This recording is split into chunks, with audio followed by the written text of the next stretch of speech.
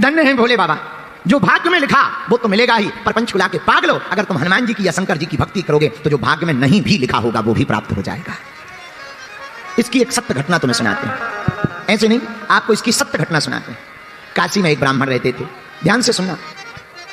काशी में एक ब्राह्मण रहते थे, बहुत कर्मकांडी ब्राह्मण थे, सत्य बोलते थे, सत्य पर चलते थे। एक कमी थी, सब था, बस एक कमी थी, बेटा नहीं था। ध्यान से सुनना। हा, बेटा की कमी के कारण हमेशा परेशान रहते।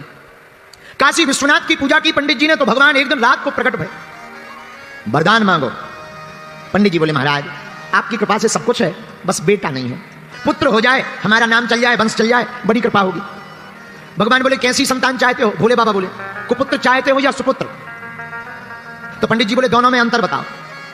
तो भगवान शंकर बोले पंडित जी एक है सुपुत्र, अगर तुम्हें सुपुत्र होगा तो कम दिन तक जिएगा, लेकिन कुपुत्र होगा तो बहुत दिनों तक जिएगा। अब बताओ तुम कुपुत्र चाहते या सुपुत्र?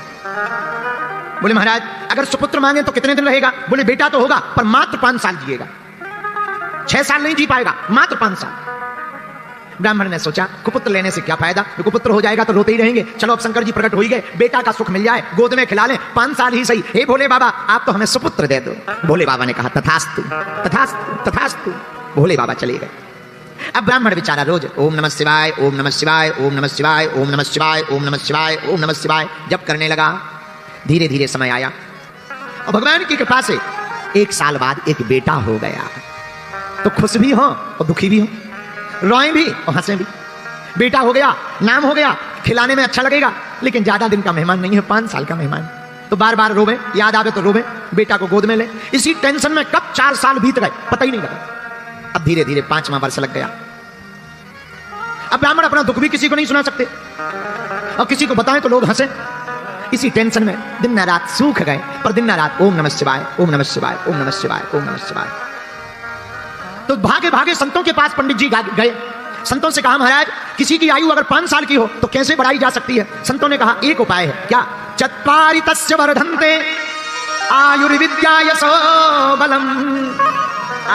अगर कोई बालक या बालिका अपने से बड़े लोगों को प्रणाम करता है तो उसकी 4 चीजें स्वाभाविक बढ़ने लगती, आयु, विद्या, यश और बल। जो अपने से बड़ों को प्रणाम करके आशीर्वाद लेते हैं उनकी आयु, विद्या, यश और बल बढ़ने लगता। पंडित जी आप अपने बालक को प्रणाम करना सिखाओ, जो मिले सबको। पंडित जी ने कहा महाराज जो आ गया। छोटा सा बालक, धोती पहना दी, तिलक लगा दिया। जो भी तिलक लगाए हुए दिखे, महात्मा हो, जोगी हो, जपी हो, तपी हो, बैरागी हो, रागी हो, अनुरागी हो, सन्यासी हो, ब्रह्मचारी हो, सबको प्रणाम करें। सब महात्मा आशीर्वाद दें। वाह वाह वाह कितना सुंदर बालक है, कितना बढ़िया प्रणाम करता, लेट कर प्रणाम करता, दंडवत प्रणाम करता। महात्मा आशीर्वाद दे, भैया जुग जुग जियो, जुग जुग जियो। पंडित जी ने सोचा दे तो रहे हो आशीर्वाद, पर शंकर जी ने तो कहा था 5 ही साल जियो और लास्ट साल चल रही। महात्मा कह रहे जुग जुग जियो, पंडित जी मनी मन कह रहे हलवा जियो, ये साल निकल जाए यही बहुत है। मन में रोने लगे पंडित जी। ब्राह्मण जावे। धीरे धीरे समय बीत गया। आयु के मात्र 4 दिन बचे और 4 दिन बाद पूरे हो जाएंगे 5 साल। अब तो रात दिन ना रात रोने लगे। जब 4 दिन बचे तो पूरी रात रोते रहे। क्या किया जाए? सुबह हुई, बालक को तिलक किया। आज से 3 दिन बचे हैं। बालक को बार बार गले लगावे, चूमे और फिर हाथ पकड़ी, फिर से काशी की गलियों में ले गए। बेटा जो भी दिखे प्रणाम करो। अब 3 दिन मात्र बचे हैं। इतने में 7 ऋषि चले आ रहे थे। बालक से कहा बेटा देखो महात्मा आ रहे हैं, प्रणाम करो। जैसे ही बालक ने देखा, दंडवत करके बालक लेट गया। 7 ऋषियों ने आशीर्वाद दे दिया, चिरंजीवी हो, चिरंजीवी हो, चिरंजीवी हो। अब तो पंडित जी रो करके बोले महाराज की जय हो। महात्मा बोले क्या बात है, आप रो क्यों रहे? हमने आपके बालक को चिरंजीवी होने का आशीर्वाद दिया। बोले महाराज या तो आपकी वाणी विफल होगी या शंकर जी की, 2 में से किसी एक की वाणी तो विफल होगी। बोले क्यों?